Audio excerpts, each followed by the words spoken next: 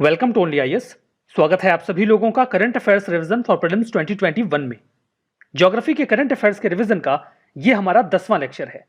आज के इस सेशन में हम जून महीने के ज्योग्राफी के करंट अफेयर्स को रिवाइज करेंगे। इस सेशन का फर्स्ट इंपॉर्टेंट आर्टिकल काली के बारे में है। कोलंबिया की जो आर्मी है उन्होंने काली के ऊपर अपना कंट्रोल टाइटन कर लिया है। काफी लंबे समय से यहाँ पे प्रोटेस्ट चल रहा था। क्यों चल रहा था समझते हैं। देखिए ये साउथ अमेरिका का मैप है। यहाँ पे ब्राजील है, ये पेरू है, ये इक्वाडोर और ये है कोलंबिया जो कलर्ड है। यहाँ पे इसकी एक सिटी है काली जो कि पैसिफिक ओशन से टच भी करती है। जो प्रोटेस्ट थे वो काफी वाइड स्प्रेड रहे यहाँ काली में। क्यों? पिछले साल जब कोविड की सिचुएशन बनी तो इकोनॉमीज में प्रॉब्लम आई और कोलंबिया की जो इकोनॉमी है वैसे भी स्ट्रेस में रही है। तो वहां के प्राइम मिनिस्टर ने वहां के फाइनेंस मिनिस्टर से कहा कि भाई पैसों की कमी है, क्या किया जाए। तो फाइनेंस मिनिस्टर ने कहा कि टैक्स बढ़ा देते हैं। उन्होंने कहा बढ़ा दो, तो टैक्स बढ़ा दिया। लेकिन लोग इससे बड़े नाराज हो गए। उन्होंने कहा आपने टैक्स कैसे बढ़ा दिया। लोग सड़कों पे उतर आए, प्रोटेस्ट करने लगे। तो प्राइम मिनिस्टर ने कहा अब क्या करें। तो उन्होंने फाइनेंस मिनिस्टर से कहा कि मैं तो ये टैक्स वापस ले रहा हूं, आप रिजाइन करो। फाइनेंस मिनिस्टर ने रिजाइन कर दिया और टैक्स वापस भी ले लिया गया। लेकिन जो प्रोटेस्टर्स थे वो शांत नहीं हुए। उन्होंने दूसरे मुद्दे उठा लिए, लाइक पेंशन का मुद्दा, हेल्थ इंफ्रा का मुद्दा, एजुकेशन का मुद्दा, अनएम्प्लॉयमेंट का मुद्दा। वो उन सभी मुद्दों को रेज करके प्रोटेस्ट को कंटिन्यू कर रहे थे। उनसे पूछा गया भाई आप टैक्सेशन के मुद्दे पे आए थे, टैक्स वापस ले लिया गया, तो अब आप प्रोटेस्ट क्यों कर रहे हैं। तो उन्होंने कहा कि शुरू तो हमने मजबूरी में किया था लेकिन अब मजा आने लगा है, तो प्रोटेस्ट करते रहे। लेकिन अभी वहां की जो आर्मी है वो कंट्रोल करने की कोशिश कर रही है काली को। That's why it was in news. So आप काली के बारे में जानिए। ये कोलंबिया की सेकेंड लार्जेस्ट सिटी है और population wise third most populous city है। एकमात्र मेजर कोलंबियन सिटी है जो कि पैसिफिक कोस्ट से टच करती है। कोका वैली है, वहां पर कोका रिवर बहती है, उसी में ये सिटी आपको मिलेगी। हमारा next article Devika project of Udhampur के बारे में है। Ministry of personnel public grievance and pensions ने यह कहा है कि देविका प्रोजेक्ट सभी के लिए है, तो सभी अपने सजेशंस दे सकते हैं। सजेशन तो ठीक बात है, शुरू तो करो इस प्रोजेक्ट को। बहुत पहले लॉन्च किया गया था, मार्च 2019 में इसे लॉन्च किया गया था और नॉर्थ इंडिया में अपनी तरीके का ये पहला प्रोजेक्ट है। जम्मू कश्मीर के उधमपुर में आया है। 190 करोड़ का प्रोजेक्ट है ये, नेशनल रिवर कंजर्वेशन प्लान के तहत। लोगों ने कंप्लेन किया है कि इस प्रोजेक्ट को लॉन्च तो कर दिया गया, यू कैन सी कि 2 साल से ज्यादा का समय हो चुका है, बट इस पर अभी कोई वर्क नहीं किया जा रहा। ये है देविका नदी। आपको देख के लगेगा नहीं कि ये नदी है, आपको लगेगा कोई नाला है। और आपको जानकर आश्चर्य होगा कि इसे गंगा नदी की बहन के नाम से पुकारा जाता है। और इसकी हालत ये है, इस पूरे प्रोजेक्ट में यहां पे बाथिंग घाट बनाए जाने हैं। जो इंक्रोचमेंट किया गया है इस नदी का उसे भी खत्म करना है और जो नेचुरल वाटर बॉडीज हैं उनको रिस्टोर किया जाएगा जो भी इसके कैचमेंट एरियाज में आते हैं, ताकि इसमें पानी का फ्लो बना रहे। जो प्रोजेक्ट है इसमें 3 सीवेज ट्रीटमेंट प्लांट्स को लगाए जाने की बात भी की गई है। अगर देविका नदी की बात करें तो रिलीजियस सिग्निफिकेंस काफी बढ़िया है, बिकॉज हिंदूज में इस नदी को पूजा जाता है और मां गंगा की बहन भी कहा जाता है। नीलमत पुराण जिसे 7वीं सेंचुरी में नेला मुनि के द्वारा लिखा गया था, उसमें भी देविका रिवर का जिक्र है और कहा गया है कि मध्य देश में मां पार्वती खुद ही इस नदी के रूप में आई ताकि लोगों का उद्धार किया जा सके। मध्य देश वर्तमान में जो पाकिस्तान में पंजाब है वही वाला रीजन था। ये निकलती हैं जो एक शुद्ध महादेव टेम्पल है हिली रीजन में, वहां से जम्मू कश्मीर के डिस्ट्रिक्ट में, उसके बाद वेस्टर्न पंजाब से होते हुए जो कि पाकिस्तान में है, रावी नदी में जाके मिल जाती हैं। तो आर्टिकल एंटी हेल गन के बारे में है क्या ये पूरा मामला। देखिए, बादलों ने सोचा कि थोड़े बहुत ओले गिरा दिए जाएं, ओले यानी कि हेल्स। लेकिन अब इंसानों के पास है एक एंटी हेल गन जिसका इस्तेमाल अगर वो बादलों के ऊपर कर दें तो फिर बादल ओले नहीं गिरा पाएंगे। उस समय बादल का रिएक्शन डेफिनेटली यही होगा जो कि आप देख पा रहे हैं। मतलब अब हम बादलों को ओले भी नहीं गिराने देंगे। होगा ये कैसे, ये आप यहाँ पे समझ सकते हैं। कॉन्टेक्स्ट ये है कि जो हॉर्टिकल्चर होता है या जो हॉर्टिकल्चरिस्ट होते हैं, हॉर्टिकल्चर का मतलब हमने पहले भी समझा था, जिसमें हम प्लांट्स जो मेडिसिनल हो सकते हैं, ऑर्नामेंटल हो सकते हैं, वेजिटेबल्स, फ्रूट्स, उनको उगाते हैं। कई बार हेल स्टॉर्म्स की वजह से उन्हें काफ़ी ज़्यादा नुकसान हो जाता है। ये नुकसान हिमाचल प्रदेश या फिर जो नॉर्थ के एरियाज़ हैं वहाँ ज़्यादा देखने को मिलता है। तो हिमाचल प्रदेश की सरकार ने अभी ये प्लान किया है कि वो indigenously developed anti hail guns का इस्तेमाल करेंगे वहाँ पर जो हॉर्टिकल्चर है उसे बचाने के लिए। एंटी हेल गन है क्या, एंटी हेल गन क्या है ये तो हम समझेंगे। बिफोर दैट हमें इसकी आवश्यकता क्यों है। देखिए, हर बार जब गर्मियों का मौसम आता है मार्च से मई का, तो बहुत ज़्यादा हेल स्टॉर्म देखने को मिलता है ऐसे रीजन्स में इंडिया के जहाँ पर फ्रूट्स उगाए जाते हैं। हिमाचल में एप्पल्स, पियर्स और जो बाकी क्रॉप्स हैं, या तो इन हेल स्टॉर्म की वजह से उनके फूल ही झड़ जाते हैं, या फिर फसल उगने के बाद अगर ये हेल स्टॉर्म हुआ या फल लगने के बाद हुआ तो फिर वो फल बर्बाद हो जाते हैं। तो कुछ ऐसे रीजन्स जहाँ पर हेल स्टॉर्म्स काफ़ी फ्रिक्वेंट हैं, जैसे कि नारकंडा या फिर थियोग, वहाँ पर तो एप्पल क्रॉप के जो पूरे ऑर्चार्ड हैं वो बर्बाद हो जाते हैं। ऐसी कंडीशन में अगर हमारे पास कोई एंटी हेल गन हो तो डेफिनेटली हम इन फसलों को बचा पाएंगे। एंटी हेल गन एक मशीन होती है जो शॉक वेव जनरेट करती है, जिससे क्लाउड्स हेल स्टोन्स डेवलप नहीं कर पाते। इस गन को डेवलप किया गया है आईआईटी बॉम्बे के द्वारा, जहां पर उन्होंने कोलैबोरेट किया था doctor YS Parmar university of horticulture and forestry के साथ। देखिए, ऐसा नहीं है कि इंडिया ने पहली बार ऐसी कोई गन डेवलप कर ली है जिससे हम बादलों को इनकैपेबल बना देंगे। दुनिया में और कई सारे रीजन्स में इन गन्स का इस्तेमाल होता रहा है। हम अपने यहाँ इन्हें इंपोर्ट करते हैं, काफ़ी महंगा पड़ता है, लेकिन अब हमने अपनी खुद की एंटी हेल गन डेवलप कर ली है तो हमारे लिए काफ़ी सस्ता हो जाएगा। ये एंटी हेल गन काम कैसे करती है? ये जो एंटी हेल गन है, इसमें एक लंबा फिक्स स्ट्रक्चर होता है जिसमें आपको एक इन्वर्टेड टावर दिखेगा, मतलब एक उल्टा टावर, जैसा कि आपने इमेज में देखा। काफ़ी मीटर ऊंचा होता है ये, एक पतला सा कोन होता है जिसका मुहाना जो है वो आसमान की ओर खुला हुआ होता है। इस गन को जब फायर किया जाता है तो एक एक्सक्लूसिव मिक्सचर का इस्तेमाल किया जाता है जिसमें एसिटिलीन गैस के साथ साथ एयर होती है। जो लोअर चैम्बर होता है, नीचे का हिस्सा, वहां पर इसे एक्सप्लोजिव के तौर पे इस्तेमाल करते हैं। जब इसे एक्सप्लोड किया जाता है एसिटिलीन गैस के साथ तो एक शॉक वेव जनरेट होती है। ये शॉक वेव साउंड की स्पीड से ज़्यादा स्पीड से ट्रेवल करती है, बिल्कुल वैसे ही जैसे supersonic aircraft shock wave generate करते हैं, बिल्कुल वैसे ही। ये शॉक वेव्स जब बादलों से जाकर टकराती हैं तो वहां पर हीट जनरेट करती हैं। चूंकि हमें पता है कि जो हेल यानी कि ओले हैं वो वाटर ड्रॉपलेट्स के जमने की वजह से तैयार होते हैं, तो पानी जमने नहीं पाएगा, और जब वो जमेगा नहीं तो हेल स्टोन्स बनेंगे ही नहीं और वो गिरेंगे भी नहीं। इस तरीके से केवल बारिश होगी और फसलें बच जाएंगी। So that was all about anti hail gun. Article Burkina Faso के बारे में है। बुर्किना फासो से एक बहुत ही टेरिफिक न्यूज आई है। वहां पर एक गांव में आतंकवादियों ने हमला करके कम से कम 160 लोगों को जान से मार दिया, जिसमें 7 बच्चे भी शामिल हैं। अंदाजा ये लगाया जा रहा है कि ये अटैक या तो अलकायदा या फिर इस्लामिक स्टेट ने किया होगा। पड़ोसी देश है नाइजर, उसके बॉर्डर से लगता हुआ एक गांव है सोलहन, वहीं पर यह अटैक हुआ है। लोकेशन अगर आप बुर्किना फासो की देखना चाहें तो देखिए, ये है ग्लोब। यहाँ पे अफ्रीका दिख रहा होगा आपको। अफ्रीका में जो ग्रीन कलर की कंट्री आपको दिख रही है, दैट इज बुर्किना फासो। तो आपको अंदाजा लग गया होगा कि है कहाँ पे। पड़ोसी देश अगर आप देखना चाहें तो पड़ोसी देशों में आपको मिलेंगे माली, नाइजर, बेनिन, टोगो, घाना और आइवरी कोस्ट। यहाँ पर देखिए नाइजर है, और नाइजर के बॉर्डर के कुछ ही दूरी पर है गांव ये सोलहन। यहीं पर आतंकवादियों ने हमला किया, 160 लोगों को जान से मार दिया। ये नंबर शुरू में 100 आए, फिर 132, फिर अभी जो लेटेस्ट डेटा मेरे पास था दैट वाज ऑफ 160 सिविलियंस। उसके बाद उन्होंने पूरे गांव को आग लगा दी। वहाँ के जो राष्ट्रपति हैं कोच काबोरे, उन्होंने 3 दिन का शोक डिक्लेयर किया है।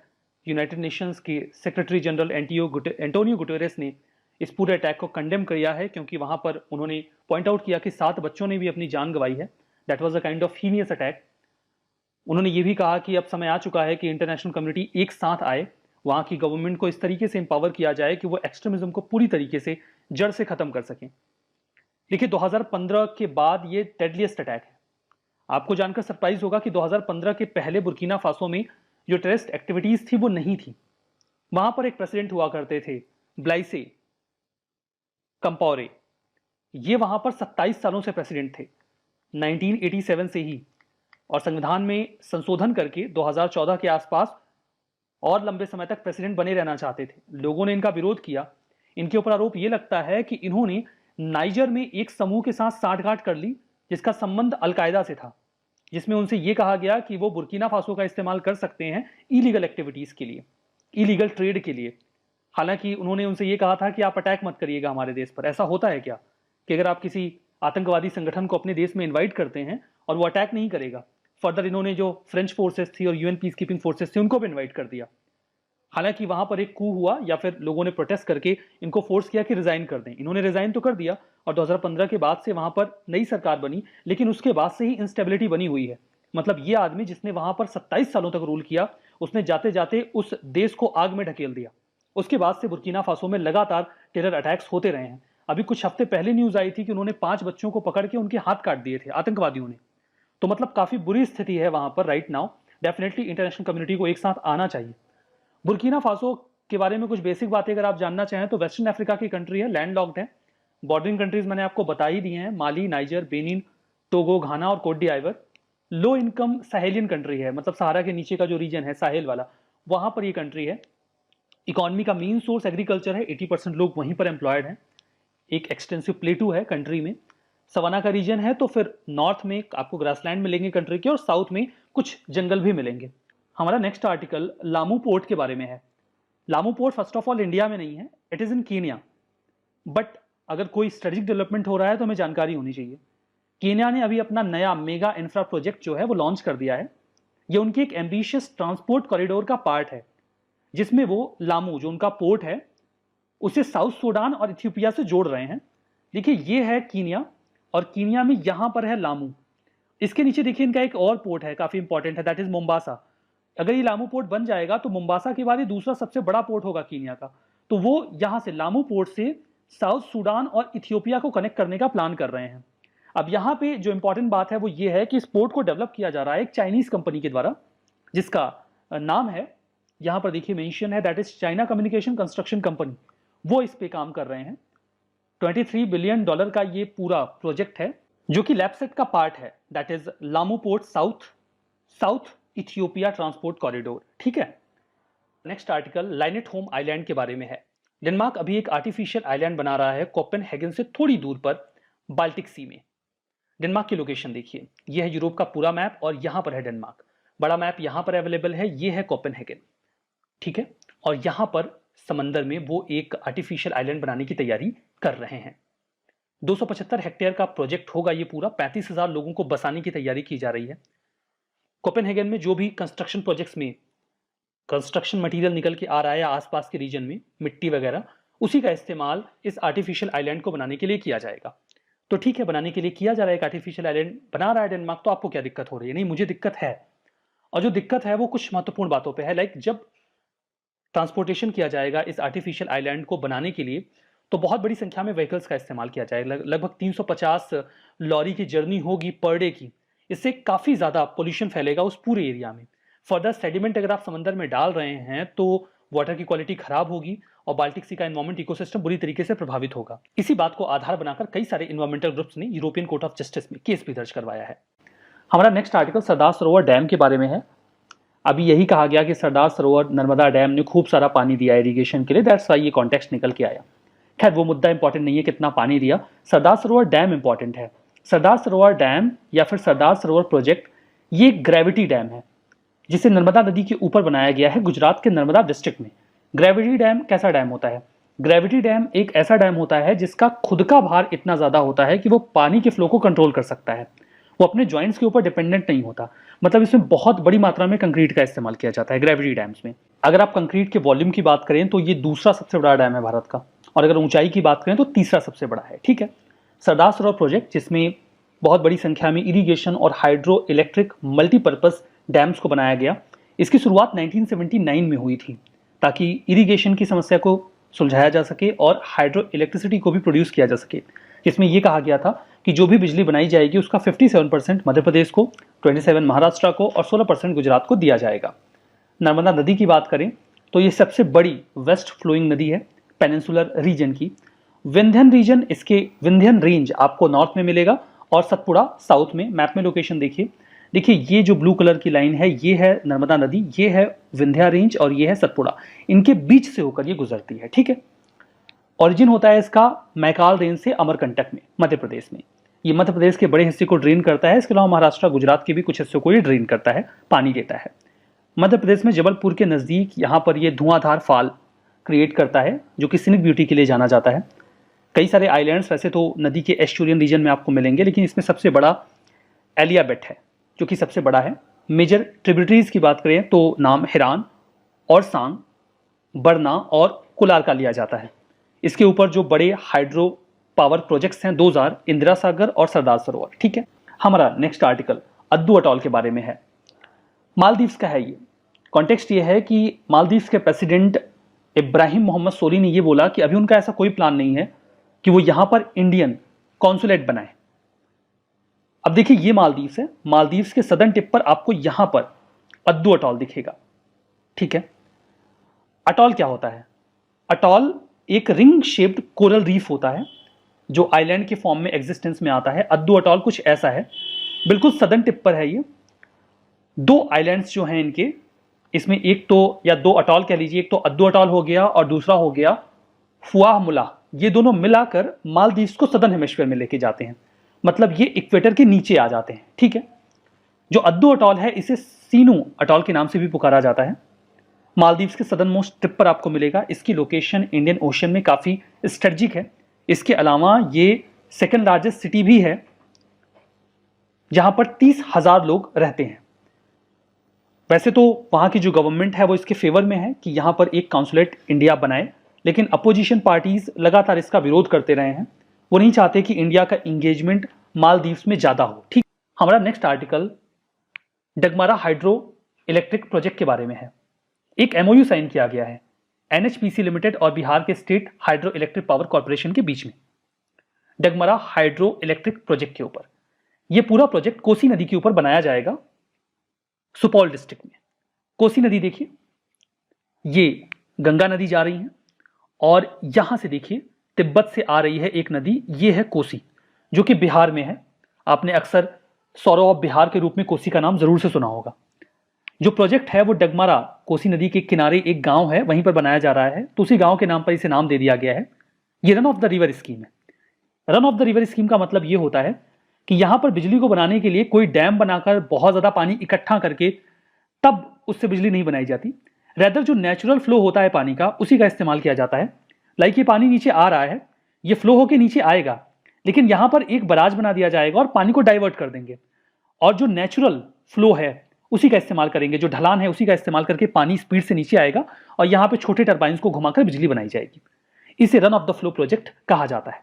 आप समझ गए होंगे इसका मतलब भी। ठीक है, run of the flow project को यहीं पे मतलब छोटे टरबाइन जनरेटर्स के माध्यम से बिजली को पैदा किया जाता है, वो एक्सप्लेन किया गया है। टिपिकली इसमें हाई पॉइंट पर पानी को डाइवर्ट करके चैनल पाइपलाइन या प्रेशराइज्ड पाइपलाइन का इस्तेमाल किया जाता है। ये जो प्रोजेक्ट है इसमें 130 मेगावाट एनर्जी क्रिएट होगी। इस पूरे प्रोजेक्ट की कॉस्ट 2,478 करोड़ रुपए है। सिग्निफिकेंस, एक लैंडमार्क प्रोजेक्ट होगा पावर सेक्टर में बिहार में। इससे क्लीन और ग्रीन एनर्जी प्रोड्यूस की जाएगी, इंफ्रा बढ़िया होगा, सोशियो इकोनॉमिक डेवलपमेंट होगा और लोगों को जॉब भी मिलेगी। कोसी नदी के बारे में बात करें तो ट्रांस बाउंड्री रिवर है, तिब्बत में ओरिजिनेट होती है, नेपाल से होते हुए इंडिया में आती है। इसका सोर्स तिब्बत में है।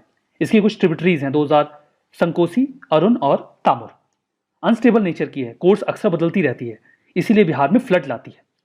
Maximum amount of silt and sand ये कैरी करता है आफ्टर ब्रह्मपुत्रा। जो नदी ज्यादा सिल्ट लेकर आएगी वो अपना कोर्स भी बदलेगी और फ्लड भी लेकर आएगी, इसीलिए इसे सौरव बिहार का भी टाइटल दिया गया था। हमारा next article deep ocean mission के बारे में है। हाल ही में cabinet committee on economic affairs ने जो मिनिस्ट्री ऑफ अर्थ साइंसेज का प्रपोजल था डीप ओशन मिशन के लिए, उसे एक्सेप्ट कर लिया है। इसमें क्या कहा गया? इसमें कहा गया कि जो समंदर की गहराइयों में रिसोर्सेस हैं हम उनको एक्सप्लोर करेंगे, ऐसी टेक्नोलॉजी डेवलप करेंगे ताकि हम उनका इस्तेमाल कर सकें। मिनिस्ट्री ऑफ अर्थ साइंस इसके लिए होगी एक नोडल मिनिस्ट्री। जो मिशन है ये 5 सालों के लिए होगा और जो पहला फेज होगा ये फेज मैनर में चलेगा। पहला फेज होगा 3 साल का। मिशन में कुछ महत्वपूर्ण बातें हैं। पहले तो हम एक मैन्ड सबमरीन डेवलप करेंगे जिसमें 3 लोग बैठ सकते हो और वो समंदर की गहराइयों में 6000 मीटर तक जा सकती हो, जिसमें साइंटिफिक सेंसर्स और टूल्स लगे हों और वो डीप सी में माइनिंग करने में कैपेबल हो, ताकि हम पॉलीमेटेलिक नोड्यूल्स के बारे में माइनिंग कर सकें। सेंट्रल इंडियन ओशन में पॉलीमेटेलिक नोड्यूल्स, जिन्हें मैग्नीज नोड्यूल्स भी कहा जाता है, ये आलू के शेप के बड़े बड़े पोरस नोड्यूल्स होते हैं, टुकड़े होते हैं जो मेटल से बने होते हैं। समंदर की तली में ये बिछे होते हैं। इसमें बहुत सारे मेटल्स होते हैं like manganese, iron, nickel, copper, cobalt, lead, molybdenum, cadmium, vanadium, titanium, सब कुछ यहां होता है तो बहुत सारा, बट इसको निकालने का खर्चा बहुत ज्यादा है। कई बार इनको निकालने का खर्चा इनकी जो मेटल की वैल्यू है उससे ज्यादा हो जाता है, इसलिए हम निकाल नहीं पाते। अगर हमारे पास अच्छी टेक्नोलॉजी हो और हम एक्सपर्ट हों डीप ओशन मिशन के माध्यम से, तो हम वहां से बहुत सारा मिनरल निकाल के इस्तेमाल कर पाएंगे। दूसरा है कि हमें ocean climate change advisory service शुरू करनी है, ताकि जो भी चेंजेस वगैरह हो रहे हैं ओशन के एटमॉस्फेयर में, हम उसे मॉनिटर कर सकें। हमें डीप सी फ्लोरा और फौना को भी रिसर्च करना है, इंक्लूडिंग माइक्रोब्स, और देखेंगे कि हम उन्हें कैसे अच्छे तरीके से यूटिलाइज कर सकते हैं। स्टडी की जाएगी कि जो ओशन थर्मल एनर्जी है उसका इस्तेमाल हम कैसे डीसैलिनाइजेशन प्लांट के तौर पे कर सकते हैं, मतलब हम पानी को साफ कर सके, पीने लायक बना सके। जो फाइनल कंपोनेंट है उसमें यह है कि हम एक्सपर्ट्स को ग्रूम करेंगे कि वो ओशन बायोलॉजी और इंजीनियरिंग को समझ सके। जो रिसर्चेस की जा रही हैं वो ऐसी हों जिनका इस्तेमाल इंडस्ट्रियल तौर पर किया जा सके। सिग्निफिकेंस की बात यह है कि इससे इंडिया का जो एफर्ट है वो और एक्सप्लोर होगा, हम एक्सप्लोर कर पाएंगे और बढ़िया से इंडिया का जो एक्सक्लूसिव इकोनॉमिक जोन है, कॉन्टिनेंटल शेल्फ है, उसे फर्दर जो रिसोर्सेस हैं सेंट्रल इंडियन ओशन बेसिन में, हम उसका भी अच्छे से इस्तेमाल कर पाएंगे। कुछ और बातें आपको याद रखनी चाहिए। 2021 से 30 ये जो पूरा डिकेड है, इसे यूनाइटेड नेशंस ने डिक्लेयर किया है decade of ocean sciences, ocean science for sustainable development. Further government of India ने जो उनका विजन ऑफ न्यू इंडिया है 2030, 2019 में इसे अनाउंस किया गया था। इसमें ब्लू इकोनॉमी जो कि रिलेटेड है ओशन के रिसोर्सेज से, उसे जो 10 कोर डायमेंशंस है ग्रोथ के उनमें से एक माना गया है। तो ओशंस इंपॉर्टेंट हैं हमारे लिए। हमारा नेक्स्ट आर्टिकल अरावली रेंज के बारे में है। अरावली रेंज पर बहुत सारा इंक्रोचमेंट है।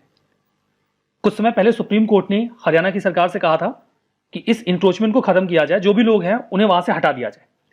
लगभग 10,000 लोगों का सेटलमेंट है उस पूरे एरिया में। अभी एक पिटीशन डाली गई थी सुप्रीम कोर्ट के सामने जिसमें यह कहा गया था कि उन्हें अभी ना हटाया जाए, उन्हें और समय दिया जाए, स्टे लगा दिया जाए सुप्रीम कोर्ट के ऑर्डर पे। सुप्रीम कोर्ट ने स्टे लगाने से मना कर दिया। उन्होंने बोला हमने आपको इनफ समय दे दिया था, अब सभी लोगों को वहां से हटना होगा, हमें जंगलों को खाली करना होगा, हम ऐसे उसे इंक्रोच नहीं कर सकते। लोकेशन की बात करें तो ये 720 किलोमीटर की दूरी में फैला हुआ है, गुजरात के हिम्मतनगर से लेकर दिल्ली तक। यह हरियाणा, राजस्थान, गुजरात और दिल्ली इन सभी रीजन्स को कवर करता है। फॉर्मेशन की बात करें तो बहुत पुराना है। जब इंडियन सब कॉन्टिनेंट यूरेशियन कॉन्टिनेंट से टकराया नहीं था, उसके पहले ही ये जो हिल्स थी ये बनी हुई थी। देखिए अरावली हिल्स का जो रीजन है वो यहां पर है, you can see that in the map. जो अरावली रेंज है इसे ओल्डेस्ट माउंटेन रेंज इंडिया का माना जाता है और दुनिया के जो ओल्डेस्ट माउंटेन सिस्टम्स है उनमें काउंट किया जाता है। ऐसा माना जाता है कि 5th सेंचुरी बीसी में ही यहां से कॉपर और मेटल्स की माइनिंग शुरू हो गई थी। 3 इंपॉर्टेंट रिवर्स यहां से फ्लो करती हैं, बानस और साहिबी रिवर, ये यमुना की ट्रिब्यूटरीज हैं, और लूनी नदी जो रन ऑफ कच्छ में फ्लो करती है। अरावली की सबसे ऊंची जो चोटी है that is Guru Shikhar peak, mount Abu में है, 1722 मीटर ऊंची है। पहले जीएम रबर सैपलिंग के बारे में है। जीएम का मतलब है genetically modified. Genetically modified rubber का एक पौधा अभी हाल ही में आसाम के गुवाहाटी में प्लांट किया गया और यह दुनिया का पहला है। देखिए इसे इस तरीके से मॉडिफाई किया गया है कि यह नॉर्थ ईस्ट की क्लाइमेटिक कंडीशंस में रह सकता है, ग्रो कर सकता है। अब ऐसा क्यों किया गया है इस पर अभी हम बात करेंगे। बिफोर दैट इसे डेवलप किया गया है Kerala based rubber research institute of India के द्वारा। मैं आपको बता दूं कि जो नेचुरल रबर होता है वो वार्म और ह्यूमिड अमेज़न का जो फॉरेस्ट वाला एरिया है वहां पर रहता है। मतलब नेचुरली ये नॉर्थ ईस्ट के ठंडी वाले इलाकों में नहीं रह सकता। अब इसका नुकसान क्या होता है मैं आपको बता दूं कि नॉर्थ ईस्ट का जो रीजन है वो इंडिया का लार्जेस्ट प्रोड्यूसर है रबर का, जबकि रबर के पौधे ठंडे इलाकों में नहीं रह पाते। तो इंडिया में फिर ये उगता कैसे है, नॉर्थ ईस्ट रीजन में ये कैसे सर्वाइव कर पाते हैं। एक्चुअली में जब भी वहां ठंड का मौसम आ जाता है तो एक बहुत लंबे समय तक इन पौधों की ग्रोथ सस्पेंडेड रहती है विंटर के मंथ में। इससे बहुत नुकसान होता है। अगर ये विंटर के मंथ में भी ग्रो कर पाए तो इनकी प्रोडक्टिविटी ज्यादा हो जाएगी, लेकिन चूंकि वो उस क्लाइमेट के लिए सुटेबल नहीं है इसलिए दिक्कत होती है। तो जो इमेच्योरिटी पीरियड होता है इस पूरे रीजन का, ठंडी के मौसम में ग्रोथ नहीं ले पाते बिकॉज ये सुटेबल ही नहीं होता उनके लिए, तो नुकसान होता है जो भी इन्हें प्लांट करते हैं उनको। तो अब हमने जो ये इसमें जेनेटिक मॉडिफिकेशन किया है उसके बाद ये ठंडी के महीने में भी ग्रो करेंगे, मतलब इंडिया का जो रबर प्रोडक्शन है वो इससे बढ़ेगा। इसके लिए इसमें एक एडिशनल कॉपी ऑफ जीन डाला गया है जिसे आप MNSOD बोल सकते हैं। जो MNSOD जीन है ये इन प्लांट्स को एडवर्स इफेक्ट से बचाता है, चाहे वो ठंडी हो या फिर ड्रॉट। मतलब अभी ठंडी के मौसम में भी ग्रो कर पाएंगे जैसा कि पहले नहीं हो पाता था। तो प्लांट अब फास्टर ग्रोथ इस रीजन में अवेल करेगा। एक्सपेरिमेंटल लेवल पे जो भी बायोसेफ्टी मेजर्स रिक्वायर्ड थे वो सब ऑप्ट किए गए हैं इसे प्लांट करते वक्त। फर्दर अक्सर ये खतरा बताया जाता है कि अगर आप एक जीएम क्रॉप लगा रहे हैं तो उसका जेनेटिक मटेरियल स्प्रेड हो जाएगा, जो नेटिव प्लांट्स हैं उनमें उससे म्यूटेशन हो सकता है। तो उन्होंने आश्वस्त किया है कि जो रबर का पौधा है इसका कोई भी जेनेटिक मटेरियल स्प्रेड नहीं होगा बाकी के पौधों में, तो इसका बिल्कुल खतरा नहीं है। ठीक है, जो हमारा नेक्स्ट आर्टिकल है वो येलो गोल्ड 48 के बारे में है। हाल ही में बेयर, जो कि जर्मन एग्रोकेमिकल मेजर या कंपनी है, उन्होंने अपना पहला येलो वाटरमेलन की एक वैरायटी जिसे नाम दिया गया है येलो गोल्ड 48, उसे सैमनिस ब्रांड के तहत इंडिया में लॉन्च किया। देखिए, अक्टूबर से फरवरी के महीने में इसे आप प्लांट कर सकते हो और ये मार्केट में मिड जुलाई तक रह सकता है। अप्रैल के आसपास आप इसे हार्वेस्ट कर सकते हो, निकाल सकते हो। कमर्शियली इंट्रोड्यूस किया गया है इंडिया में अभी से। इसके पहले 2 सालों तक इसका लोकल ट्रायल हुआ है कि वो इंडिया के मार्केट के लिए सूटेबल है कि नहीं। जो कंपनी है वो जो लोग इसे ग्रो करेंगे उनके मार्केट लिंकेज के लिए भी काम करेगी, ताकि अगर वो फसल उगा रहे हैं ये वाला तो उनका बिक भी जाए। सिग्निफिकेंस ये है कि ये हाई यील्ड देगा, इनकम पोटेंशियल अच्छी होगी जो भी लोग इस वाटरमेलन को उगाएंगे। फर्दर वाटरमेलन की एक नई वैरायटी हमारे सामने आ जाएगी, तो yield potential, better disease control, paste tolerance इसकी है, तो ये अच्छे रिटर्न दे सकती है जो भी लोग इसे ग्रो करेंगे उन्हें। तो ये वाटरमेलन की एक नई प्रजाति के बारे में बात हो गई। हमारा नेक्स्ट आर्टिकल स्वेज कनाल से रिलेटेड है। कुछ समय पहले मामला आया था जब एक शिप स्वेज कनाल में जाके फंस गया था और स्वेज कनाल का पूरा रूट अटक गया था।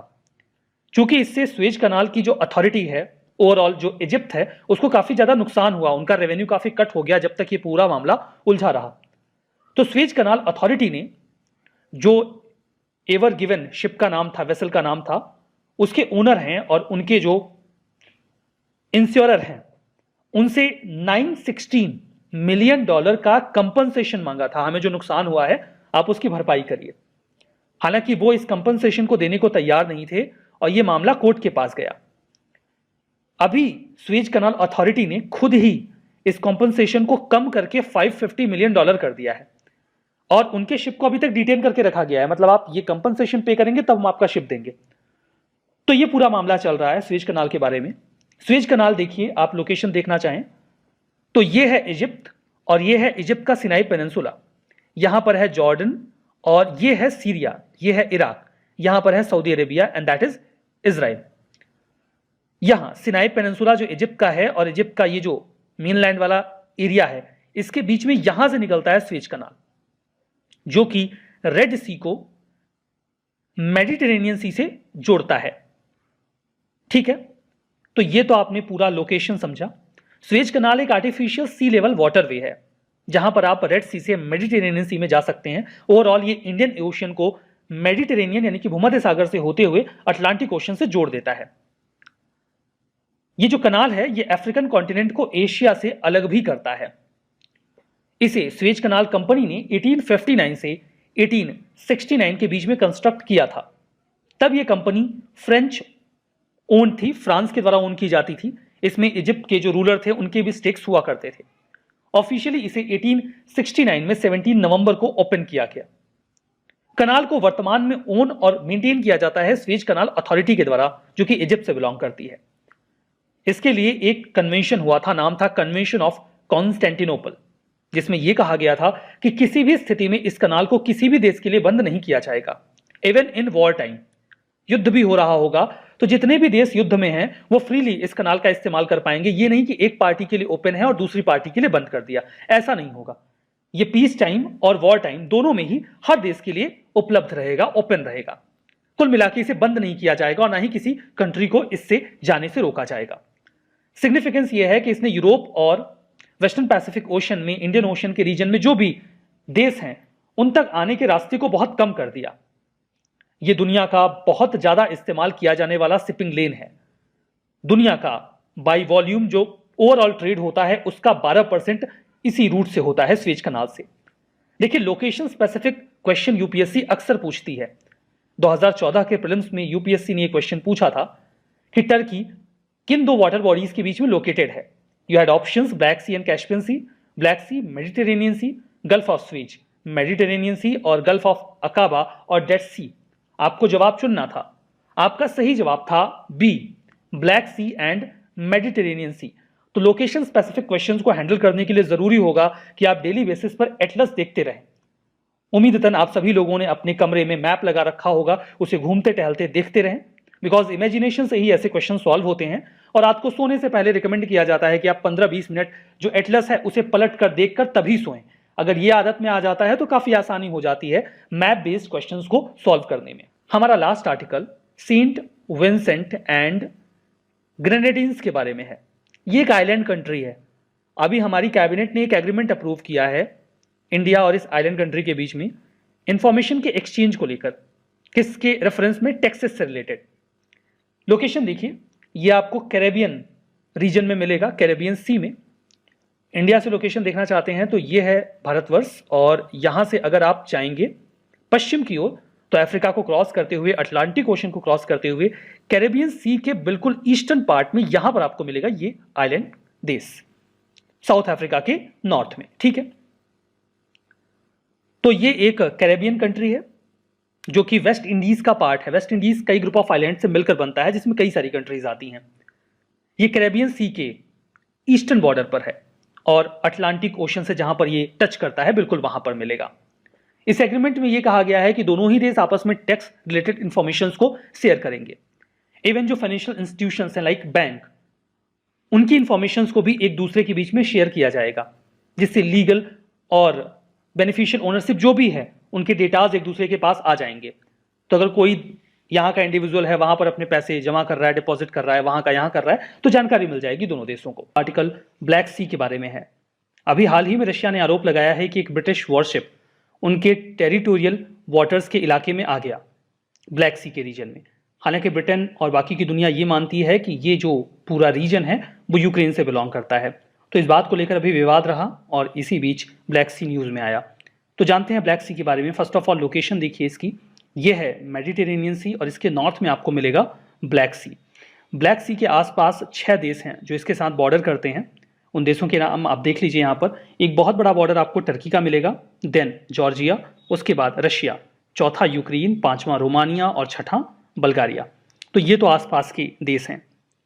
जो ब्लैक सी है वो एक इनलैंड सी है जो कि यूरोप के साउथ ईस्टर्न पार्ट में है और एशिया के बिल्कुल वेस्टर्न किनारे पर टर्की से सटा हुआ। 6 देश हैं जो बॉर्डर करते हैं, Romania, Bulgaria, Ukraine, Russia, Georgia और टर्की। ये आपको याद रखना होगा बिकॉज यहाँ से यूपीएससी प्रश्न पूछती है।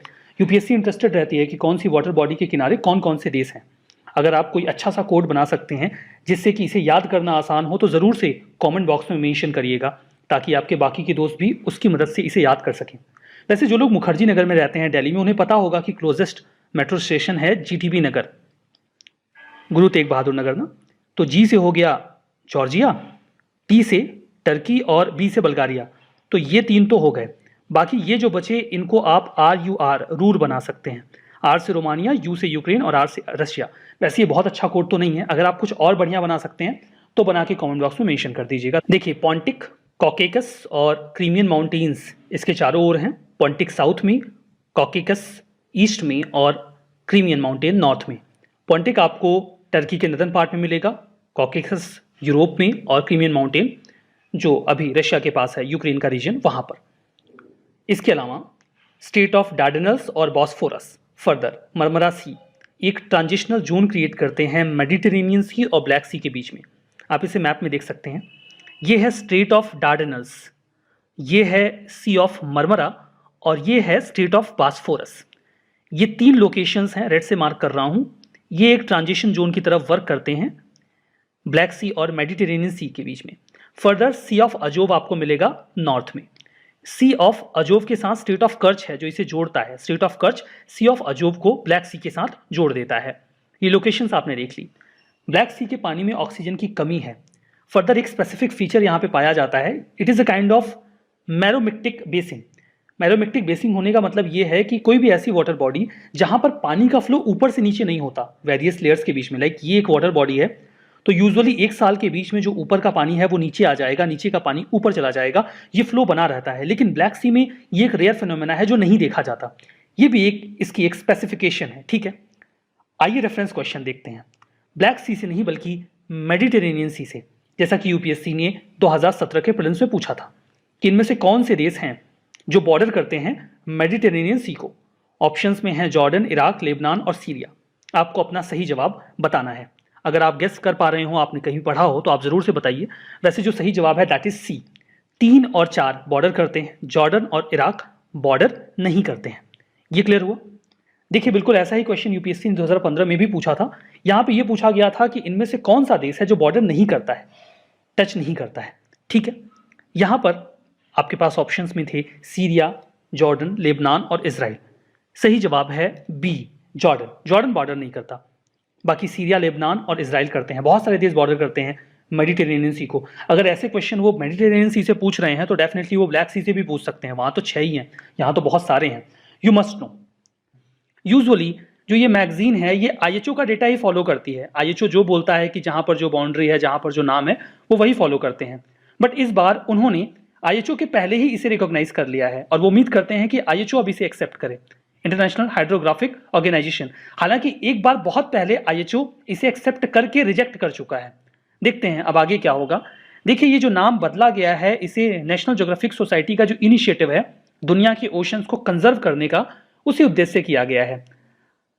जो सदर्न ओशन है वो एकमात्र ऐसा महासागर है जो दुनिया के 3 महासागरों को छूता है और कंप्लीटली एक कॉन्टिनेंट को घेर के रखता है। यूजुअली जो महासागर होते हैं वो एक कॉन्टिनेंट के द्वारा अलग होते हैं, लेकिन यहां पर ये एक पूरे कॉन्टिनेंट को घेर रहा है, एम्ब्रेस कर रहा है। लाइक आप यहां पे देखिए, ये है इंडियन ओशन, ये है पैसिफिक ओशन और ये है अटलांटिक ओशन। जो 60 डिग्री साउथ लैटिट्यूड है उसके आगे का पूरा हिस्सा सदर्न ओशन डिक्लेयर कर दिया गया है और अंटार्कटिका उसके सेंटर में है। इसके चारों ओर जो पानी का रीजन है अब उसे सदर्न ओशन डिक्लेयर कर दिया गया। पहले ये इसी में मिक्स करके माना जाता था कि ये सब इसके हिस्से हैं, बट अब इसे अलग कर रहे हैं। ठीक है, जो डिवीजन है वो 2 लाइंस पर होता है। एक तो 60 डिग्री साउथ जो लैटिट्यूड है वो एक डिवाइडिंग लाइन बनाती है, दूसरा वहां पर एक अंटार्कटिक सर्कमपोलर करंट फ्लो करती है जो 34 मिलियन ईयर्स एगो से फ्लो कर रही है। वो डिवाइड कर देती है इस सदर्न ओशन को पैसिफिक, इंडियन और अटलांटिक ओशन से। ये जो ओशन करंट्स होती हैं, these are like rivers in the ocean, ये नदियों की तरह बहती हैं। तो अंटार्कटिक जो हमारा पूरा कॉन्टिनेंट है, इसके चारों ओर समंदर में एक करंट फ्लो करती है जो इसके चारों ओर घूमती है।